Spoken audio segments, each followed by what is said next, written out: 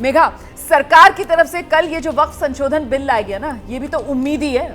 मतलब unified Waqf management empowerment efficiency and development, ये इस बिल का नाम है। तो एक उम्मीद सरकार की तरफ से लॉ उसकी जलाई जा रही है, और दूसरी उम्मीद इंडिया गठबंधन के लिए कि हाँ वोटिंग के जरिए यहां पर बनती हुई नजर आ रही है। नहीं, बिल्कुल भी नहीं है रोमाना। अच्छा हुआ आपने ये सवाल पूछा। ये नंबर्स में बताना चाह रही थी, जो नंबर्स आज राज्यसभा में आपको दिखाई देंगे।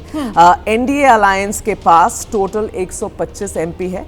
ब्रेकअप उसका ये है कि बीजेपी के पास 98 है, जेडीयू के पास 4 है, एनसीपी के पास 3 है और टीडीपी के पास 2 है और 2 नॉमिनेटेड मेंबर्स हैं। तो 125 आप इजीली इसको पास करवा सकते हैं। दूसरे ऑन द अदर साइड आपके पास इंडिया ब्लॉक के पास 88 है टोटल, जिसमें कांग्रेस के 27 हैं, टीएमसी के 13 हैं।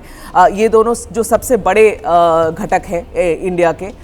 88 में ऑब्वियसली इनके नंबर्स इनके साथ नहीं है। तो राज्यसभा में अगर आज डिस्कशन पूरी हो जाती, क्योंकि 1 बजे शुरू हो रही, कल भी लोकसभा में इन्होंने कहा था 8 घंटे, 12 घंटे डिस्कशन चली और रात के 2 बजे तक अमेंडमेंट्स इतने सारे थे, उसे पास करते करते बहुत लेट हो गया। अगर आज राज्यसभा में पास हो जाती, नहीं तो कल आखिरी दिन है, कल का भी दिन है, वो इस्तेमाल कर सकते हैं। मगर आसानी से सरकार इसे राज्यसभा में भी पास कर देगी। उम्मीदें जगा रहे हैं कांग्रेस की तरफ से, इंडिया ब्लॉक की तरफ से, पर कुछ होगा नहीं। ठीक है, मैं जल्दी से जरा शादाब शम्स साहब का रुख करती हूँ और उनसे समझती हूँ, जो विपक्ष की तरफ से लोकसभा से पास हो गया, आज राज्यसभा में इसके लाने की तैयारी है, लेकिन विपक्ष की तरफ से लगातार जो बात कही जा रही है कि साहब ये सरकार की तानाशाही है, ये 100% सरकार मनमानी कर रही है। ये सरकार 100% मनमानी कर रही है या फिर ये वक्फ संशोधन बिल ये वक्त की जरूरत थी, इसकी जरूरत थी? वक्त और हालात की जरूरत है। वक्फ, ये वक्त की जरूरत है और ये उम्मीद है, जैसे आपने कहा कि इसका नाम भी उम्मीद दिया है, गरीबों की उम्मीद, उस पासमानदा समाज की उम्मीद जो शोषित, वंचित और ज़रूरतमंद वर्ग है, उसको, उसकी उम्मीदों को एक ईमानदार पर देने की कोशिश देश के यशस्वी प्रधानमंत्री मोदी की सरकार ने की। और उम्मीद की किरण के रूप में किरण रिजिजू नजर आए, जिन्होंने इस वक्त के बिल को प्रेजेंट किया।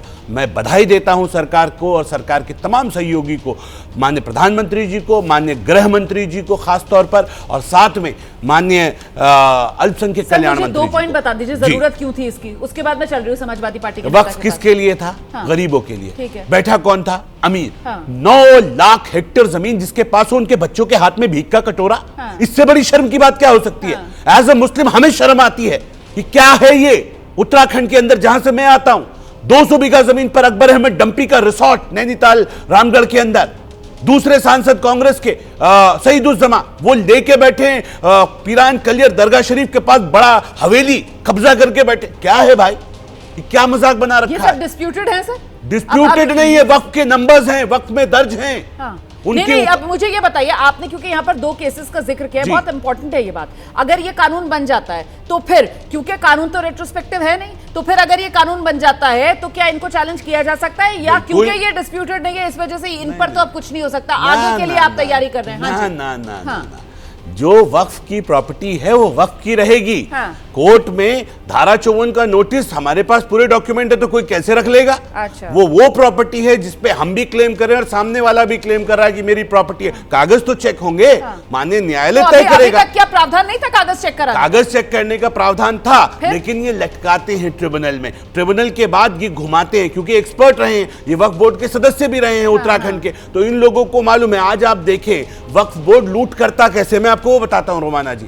वक्फ बोर्ड पैसे लेता है, वक्फ बोर्ड लूट का अड्डा है। इसके अध्यक्ष चोर, मैं भी अध्यक्ष हूं, इस बड़ी जिम्मेदारी से इस बात को कह रहा हूं। वक्फ बोर्ड के अध्यक्ष चोर, मुतवल्ली चोर, सदस्य चोर, अधिकारी चोर, और चोरी करते हैं सरकारों के शेल्टर में। इसलिए मैंने डिमांड की कि सीबीआई जांच कराओ देश की आजादी से लेकर आज तक तमाम औकाफों की, और गरीबों का हक गरीबों को मिले। जिन्होंने चोरी किया है वो सब सलाखों के पीछे डालो, मेरी भी जांच कराओ। ईमानदारी आनी चाहिए। एक दूसरा, मैं ये कह रहा हूं कि ये जो वक्फ की संपत्ति चोरी कैसे करता है वक्फ बोर्ड? वक्फ बोर्ड मिलकर केस हारता है। जिसके पास पेपर्स नहीं होते उसको कहता है हम आ रहे हैं, कोर्ट में जाएंगे, कोर्ट में मुकदमा दायर कराएगा और पैरवी नहीं करेगा। वन साइडेड केस ऑपोजिशन के पक्ष में। कितनी बड़ी चोरी है। आप ये अभी बड़ा मातम कर रहे हैं ओवैसी साहब, जरा पूछिए मैरियट होटल जो कुतुब शाही मस्जिद पर बना है हैदराबाद में, वंस वक्फ ऑलवेज वक्फ कहते हो, मजाक उड़ाते हो वक्फ का, और वहां एक बार नहीं बोलते कि ये मैरिट कैसे बन गया? क्यों नहीं बोले? आप तो उस हाउस कमेटी के मेंबर थे, क्यों नहीं बोले आप?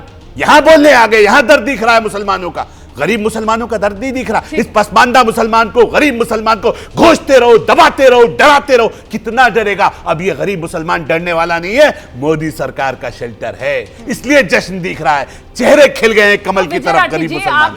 आप लोगों को ये हकीकत की जानकारी है या जानबूझकर आप लोग इस हकीकत से आंखें मूंदे हुए हैं?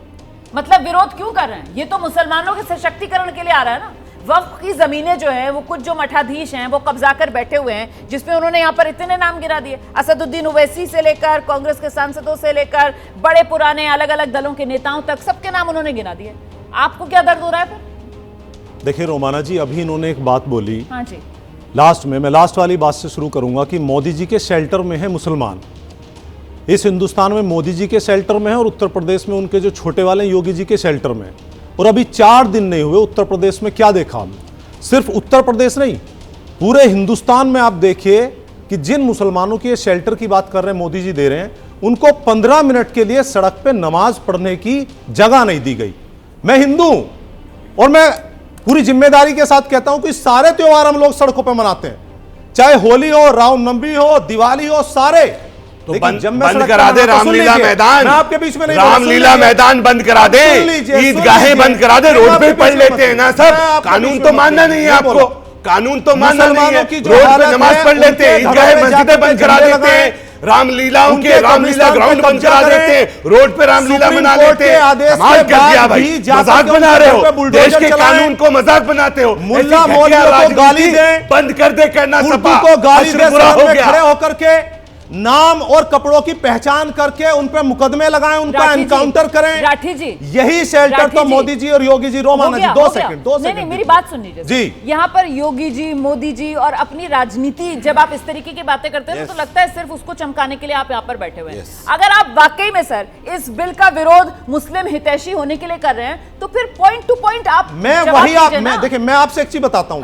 अभी क्या हुआ, हिस्ट्री पे विवाद चला तो सारी दुनिया, सुनिए ना, इसी पे आ रहा हूं मैं इसी पे आ रहा हूं। सारी दुनिया हिस्टोरियन हो गई 2-2 पॉइंट लेकर के।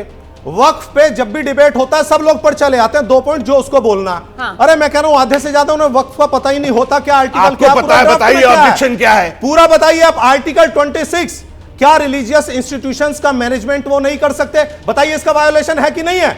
ABCD मुझे सिर्फ इतना बता, मैं बहुत बड़ा ज्ञाता ड्राफ्ट का जो वक्फ का नहीं, और मैं जिम्मेदारी के साथ कोई भी नहीं है, कोई भी नहीं है, नहीं और बोलना भी है। प्रदीप भंडारी जी अभी बोल रहे थे 4 दिन उनको आए, उनको पता।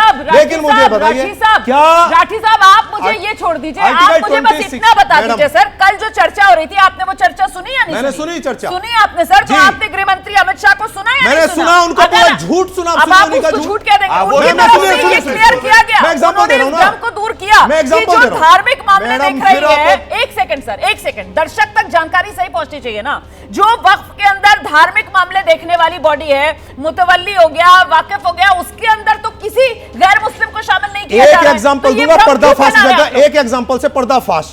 उन्होंने बोला, सुनिए सुनने की हिम्मत है, उन्होंने बोला, रोमाना जी जाने दीजिए, हाँ आप ही के लिए चुप करवा रही हूं। उन्होंने ये जब अमित शाह ने बोला कि डीएम क्यों नहीं जांच कर सकता, तो हम तो कह रहे हैं रामपुर जैसा डीएम जो अब कमिश्नर है मृत्युंजय कुमार को बैठाओ, संभल के डीएम को बैठाओ और जो चाहे वो निकलवाओ।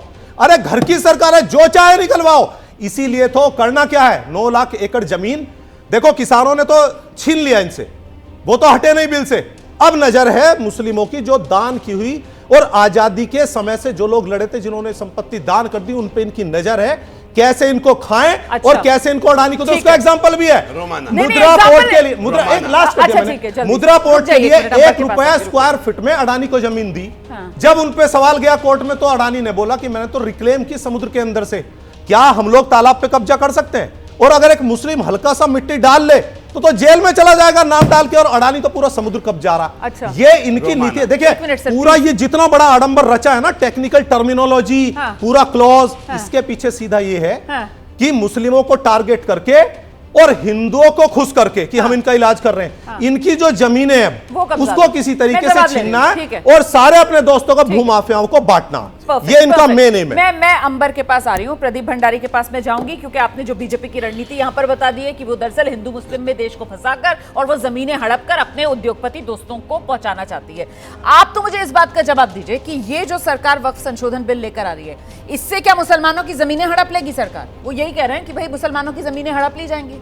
देखिए, जो वक्फ की हुई है प्रॉपर्टीज़ वो सरकार कैसे ले सकती है? मेरी फैमिली का मैं एग्जांपल दे रही हूँ, क्योंकि मेरे जो परदादा है उन्होंने वक्फ अलल औलाद किया हुआ है। उसमें से एक ज़रा सी भी ज़मीन हमारे पास नहीं, क्योंकि मेरे दादा का इंतकाल हो गया जल्दी, और मेरी दादी छोटे बच्चे थे, घर से बाहर नहीं निकल सकती, उनको नहीं पता था कहाँ पे, क्योंकि ज़मीन बहुत ज़्यादा थी।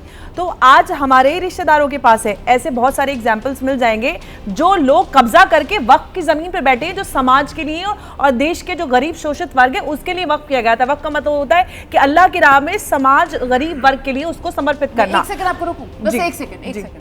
आप लोग पॉइंट समझ पा रहे हैं?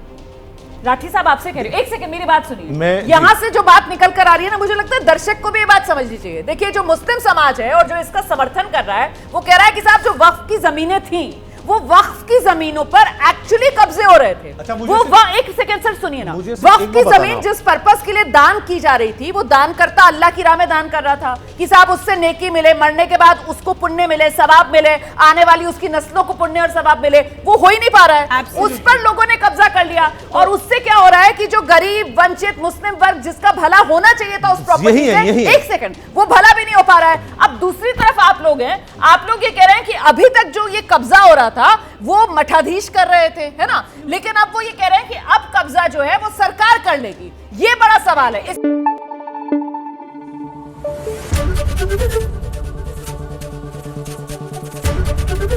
एबीपी न्यूज आपको रखे आगे।